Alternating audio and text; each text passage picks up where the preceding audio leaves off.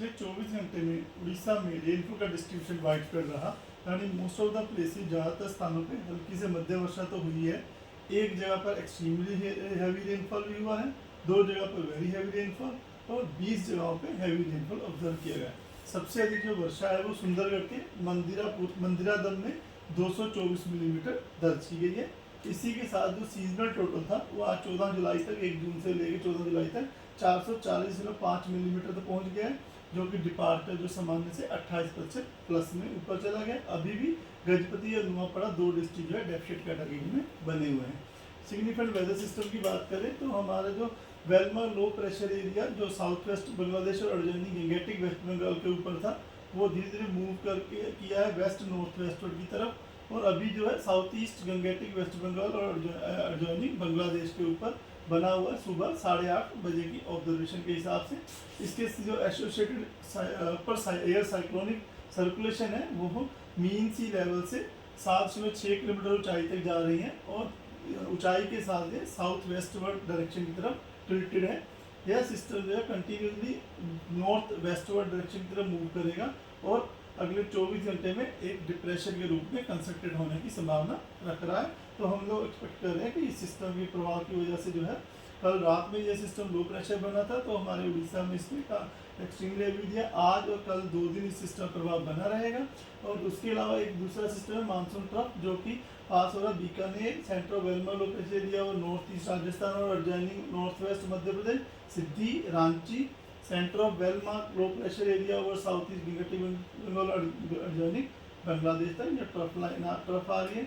इन दो सिस्टम प्रभाव की वजह से आज हम एक्सपेक्ट कर रहे हैं कि जो मयूरभंज, केओंझर जो 2 जिले हैं वहाँ पर आइसोलेटेड प्लेसेस में heavy to very heavy rainfall with isolated extremely heavy falls होने की संभावना है, जिसकी वजह से रेड वार्निंग दी गई है।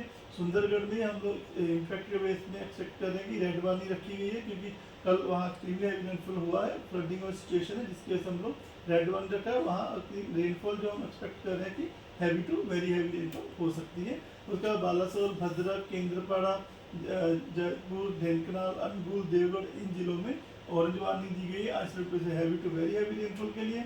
उसके बाद झारसुगुड़ा, संबलपुर, सोनपुर, बौद्ध, कंधमाल, कालाहांडी, कोरापुट, नयागढ़, कटक, खुर्दा, पुरी, जगतसिंहपुर इन डिस्ट्रिक्ट में जो है हैवी रेनफॉल के लिए येलो वार्निंग दी गई है आइसोलेटेड होने की संभावना से। बाकी जितने डिस्ट्रिक्ट जगह वार्निंग है वहाँ हम लोग एक्सपेक्ट करें थंडरस्टॉर्म लाइटनिंग होने की संभावना है। और रेड जो सुंदरगढ़, मयूरभंज, केओंझर, बालासोर, भद्रक, केंद्रपाड़ा इन जिलों में जो विंड स्पीड है हम एक्सपेक्ट करें 40 to 50 kmph, gusting to 60 km जा सकती है। बाकी जगह पे 30 to 40 km विंड स्पीड रहने की संभावना है। आज भी हम एक्सपेक्ट करें कि वाइड स्प्रेड डिस्ट्रीब्यूशन हो सकता है। 15 जुलाई को मयूरभंज, केओंझर, सुंदरगढ़, झारसुगुड़ा, संबलपुर में ऑरेंज वार्निंग दी गई है isolated heavy to very heavy की वजह से।